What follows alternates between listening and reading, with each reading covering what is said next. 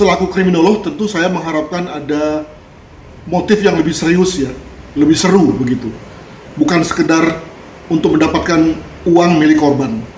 Mengapa demikian? Karena kalau untuk mendapatkan uang korban sebetulnya cukup dengan dibegal, dibuat tidak sadar, sehingga kemudian lalu uang bisa diambil tanpa harus dibunuh dan apalagi dimutilasi. Ketika kemudian mutilasi dilakukan, ternyata itu juga bukan pilihan yang benar. Mengapa demikian? Karena ternyata jasad korban itu disimpan di apartemen yang lain, yang kemudian ketahuan, sehingga kemudian ketahuanlah seluruh kegiatan yang melibatkan pasangan tersebut.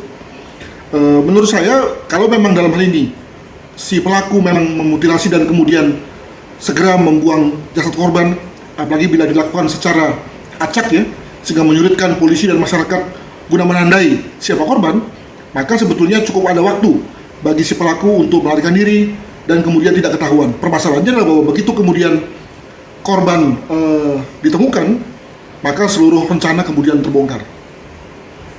Kalau melihat dari kasus-kasus mutilasi yang pernah terjadi di Indonesia pada tahun-tahun yang lalu, maka motif yang melatar belakangi kejadian tersebut sebetulnya lebih serius, lebih berat ya. Umumnya dilandasi dengan konteks percintaan yang patah karena salah seorang itu mengkhianati ya, atau juga ada konteks di mana si pelaku ingin mendapatkan pasangan yang baru ya, sehingga kemudian lalu si pelaku tidak terima dan bahkan tidak hanya itu, tapi juga lalu kemudian membunuh dan memutilasinya. Nah, mengapa mutilasi dilakukan? Ada dua kemungkinan. Pertama, memang satu manifestasi rasa marah luar biasa. Yang kedua, juga dalam rangka menyembunyikan jejak si korban, dalam rangka untuk mendapatkan menguasai harta korban. Nah, tetapi kemudian yang pertama ini yang menarik karena ternyata walaupun itu dilakukan dengan rasa marah, tapi toh itu bisa dilakukan dengan tetap sistematis ya. Pemotongan dilakukan di rumah yang sepi, kemudian disimpan secara pelan-pelan, itu kemudian dibuang secara sistematis juga, sehingga kemudian lalu cukup sulit bagi kita, bagi masyarakat dan bagi polisi untuk mengidentifikasi siapa pelakunya. Nah, sementara dalam konteks yang kedua, yakni pada konteks di mana si pelaku berusaha untuk menguasai harta korban, itu juga dilakukan setelah beberapa lama.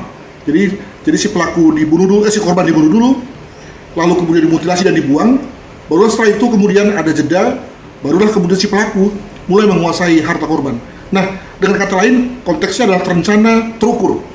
Ya, ini berbeda dengan konteks kejadian di Kalibata City, di mana kelihatannya si pelaku pasangan itu tidak sabar ingin segera menguasai harta korban, membelanjakannya, sementara ceroboh dalam rangka membuang jasad korban. Hal mana itulah yang kemudian menjadi entry point bagi polisi untuk menangkap pelakunya. Demikian.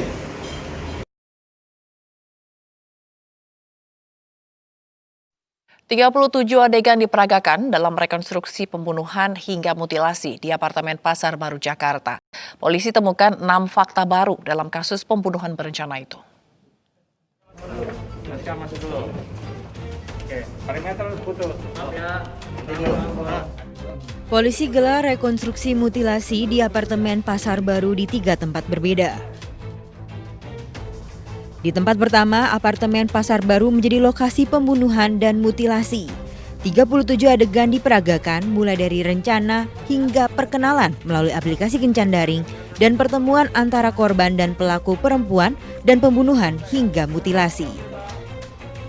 Sementara rekonstruksi apartemen Kalibata dan rumah kontrakan Cimanggis digelar di Polda Metro Jaya. Apartemen Kalibata menjadi tempat penyimpanan potongan tubuh korban. Sementara kontrakan Cimanggis digunakan untuk mengubur tubuh korban. Ditemukan 6 fakta baru.